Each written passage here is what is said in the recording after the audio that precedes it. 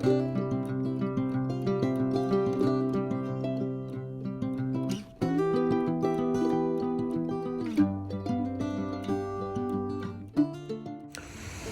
दोस्तों, छत्तीसगढ़ की धर्म नगरी राजिम में आपका स्वागत है। ये 1 जनवरी 2023 का दिन है, अर्थात नव वर्ष का प्रथम दिवस, पहला दिन और नए साल का आरंभ हुआ, नए वर्ष का आरंभ हुआ। तो हमने निश्चित किया कि हम राजिम चलकर भगवान श्री राजीव लोचन के दर्शन का आनंद लें और आशीर्वाद लें, ताकि आने वाला जो वर्ष है वो हमारे लिए शुभकारी हो, फलदायी हो। और हम यहाँ चले आए, पर मंदिर का समय हो चुका था। अपराह्न में ही मंदिर 2:30 बजे अब खुलना था, 1 बजे हम पहुँचे। तो हमने कुलेश्वर महादेव मंदिर जाना तय किया, जो कि नदी के दूसरे तट पर स्थित है और जहाँ पर एक भगवान शिव का 8वीं शताब्दी का मंदिर वह है। और उस मंदिर में भगवान शिव की, कुलेश्वर महादेव की प्रतिमा विराजमान है। तो हम लक्ष्मण झूला, मनोहारी लक्ष्मण झूला होते हुए भगवान कुलेश्वर महादेव के दर्शन के लिए पहुँचे।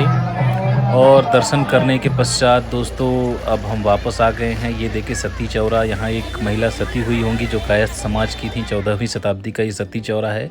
और इसके बाद दोस्तों हम आ गए हैं भगवान राजीव लोचन के मंदिर में, और बहुत ही सुंदर मंदिर प्रांगण है ये। अब हम बात करते हैं मंदिर के बारे में।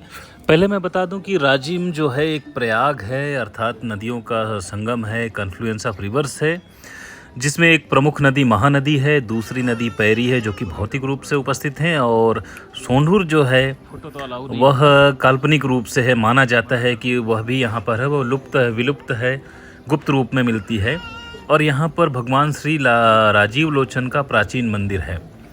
मंदिर में भगवान नारायण या भगवान विष्णु कहें कि चतुर्भुज मूर्ति काले रंग के पत्थर से बनी है, जो कि एक सिंहासन पर विराजमान है। और हमें दर्शन करने का अवसर मिला। और जो खंभे हैं मंदिर में चारों तरफ भगवान के विभिन्न अवतारों के जो मूर्तियां हैं वो चित्रित की गई हैं, उकेरी गई हैं। और आप पहले तो देखें, यह दर्शन करें भगवान श्री राजीव लोचन का। नववर्ष का पहला दिन है और हम कृतार्थ हैं यहाँ आकर कि हमें दर्शन का सौभाग्य मिला। हमने दर्शन किए भगवान के, और मुझे पर्याप्त समय मिला कि मैं आपके लिए फ़ोटोग्राफी कर सकूं। और आप देखें ये जो कलाकारी है मूर्तियों पर, दरवाज़ों की चौखटों पर देखिए, बहुत ही सुंदर कलाकारी है। ये दिव्य मंदिर है। और खंभों पर देखिए, ये कलाकारी ही यहाँ पे हमारे अतीत के वैभव को, गौरव को बतलाती है, हमारी दक्षता को बतलाती है। मंदिर का निर्माण लगभग 5वीं शताब्दी में हुआ था और नलवंशी शासक विलास तुंग एवं कलचुरी शासक जाजल देव प्रथम के समय इस मंदिर का जीर्णोद्धार करवाया गया था। इस मंदिर के भीतर संवत 896 अर्थात 1145 ईस्वी का एक लेख लगा हुआ है और उसमें ये जानकारी मिलती है। राजिम छत्तीसगढ़ का एक पवित्र तीर्थ स्थल है दोस्तों। यहाँ पर भगवान विष्णु के भक्त के साथ शिवजी के लाखों भक्त दिखाई देते हैं। और भगवान राजीव लोचन की प्रतिमा इतनी मनमोहक है कि यदि आप इसके एक बार दर्शन कर लेंगे तो बार बार दर्शन करने की इच्छा होती है। मंदिर के चारों तरफ प्रांगण में विभिन्न प्रकार की कलाकृतियाँ उकेरी गई हैं मूर्तियों पर, जिसमें यक्ष, यक्षिणी और विहग इत्यादि हैं मिलते हैं। और यहाँ पर प्रतिवर्ष माघ के महीने में माघ मेले का आयोजन किया जाता है, विशाल माघ मेले का, जिसमें शामिल होने लाखों श्रद्धालु यहाँ आते हैं।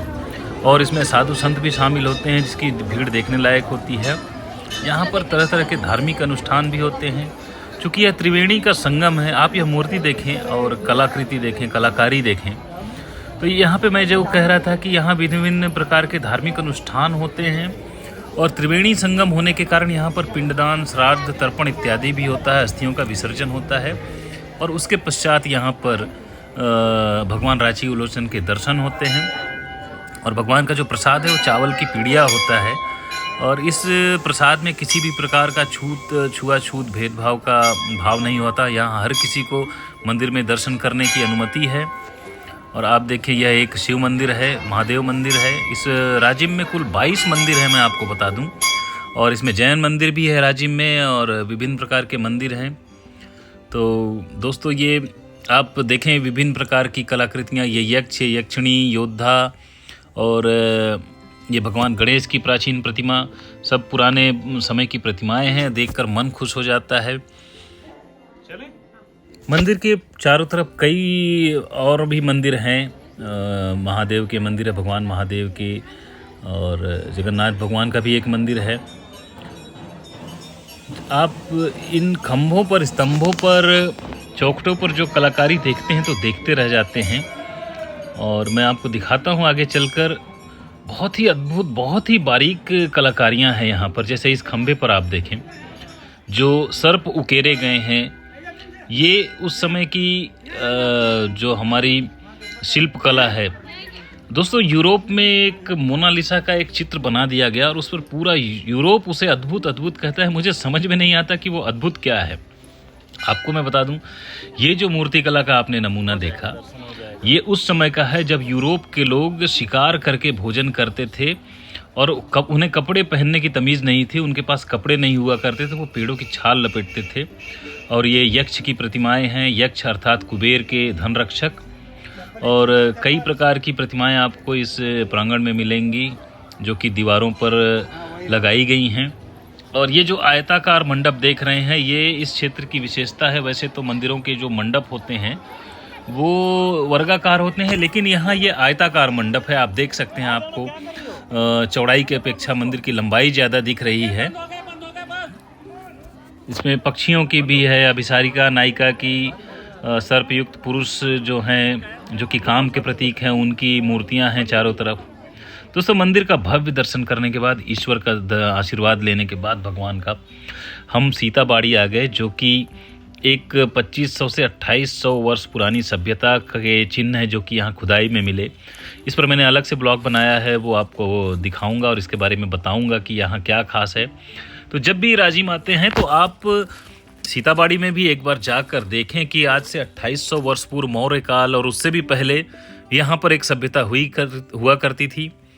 और इसके बाद दोस्तों, मैं और श्वेता जी राजिम से वापस निकल पड़े। पास में ही चंपारण है। अगले टूर में हम चंपारण जाएंगे अपनी बाइक राइड करते हुए।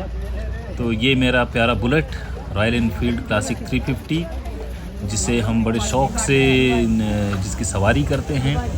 और दोस्तों, ये मशीन हमें लेकर आई थी। अब हम इस पर बैठकर अपने रायपुर जा रहे हैं बच्चों के पास, जो कि घर में थे। उन्होंने रात में प्रोग्राम अटेंड किया था नए साल का, तो वो थके थे और हमारे साथ नहीं आए। और नेक्स्ट ब्लॉग में हम उनको भी लेकर आएंगे। तो अब दोस्तों, हम चल पड़े वापस रायपुर की ओर। और ये महानदी का तट, श्वेता जी ने मेरे लिए काफ़ी फ़ोटोग्राफी की।